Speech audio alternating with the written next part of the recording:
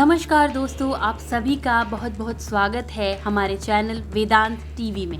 हमारा आज का विषय है बलराम जी को क्यों कहते हैं संकर्षण और क्या है बलराम जी के हल का ये रहस्य।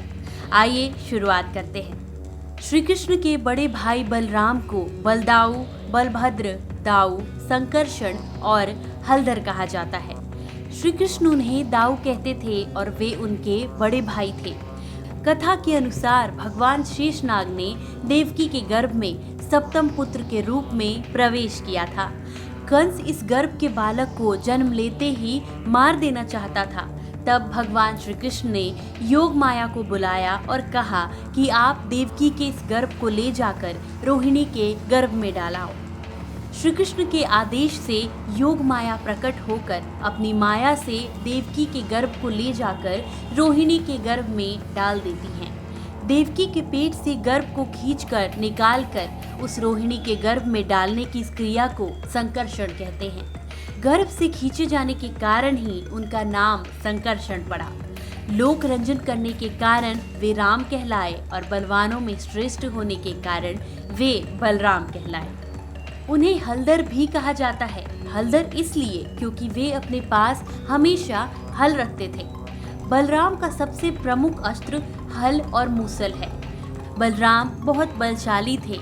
बलराम के हल के प्रयोग के संबंध में किंवदंती के आधार पर दो कथाएं मिलती हैं। कहते हैं कि एक बार कौरव और बलराम के बीच किसी प्रकार का कोई खेल हुआ। इस खेल में बलराम जी जीत गए, लेकिन कौरव यह मानने को ही तैयार नहीं थे। ऐसे में क्रोधित होकर बलराम जी ने अपने हल से हस्तिनापुर की संपूर्ण भूमि को खींचकर गंगा में डुबोने का प्रयास किया। तभी आकाशवाणी हुई कि बलराम ही विजेता हैं। सभी ने सुना और इसे माना। इससे संतुष्ट होकर बलराम जी ने अपना हल रख दिया। तभी से वे हलधर के रूप में प्रसिद्ध हुए।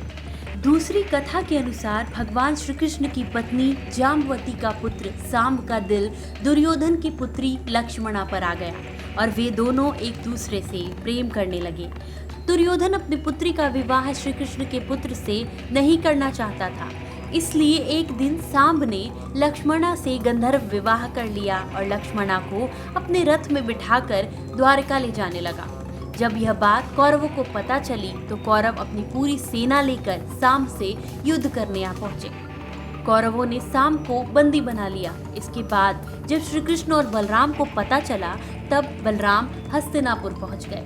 बलराम ने कौरवों से निवेदन पूर्वक कहा कि सांब को मुक्त कर उसे लक्ष्मणा के साथ विदा कर दें, लेकिन कौरवों ने बलराम की बात नहीं मानी। ऐसे में बलराम का क्रोध जागृत हो गया। तब बलराम ने अपना रौद्र रूप प्रकट किया। वे अपने हल से ही हस्तिनापुर की संपूर्ण धरती को खींचकर गंगा में डुबोने चल पड़े। यह देखकर कौरव काफी भयभीत हो गए। संपूर्ण हस्तिनापुर में हाहाकार मच गया। सभी ने बलराम से माफी मांगी और तब सांब को लक्ष्मणा के साथ विदा कर दिया। बाद में द्वारका में सांब और लक्ष्मणा का वैदिक रीति से विवाह संपन्न हुआ।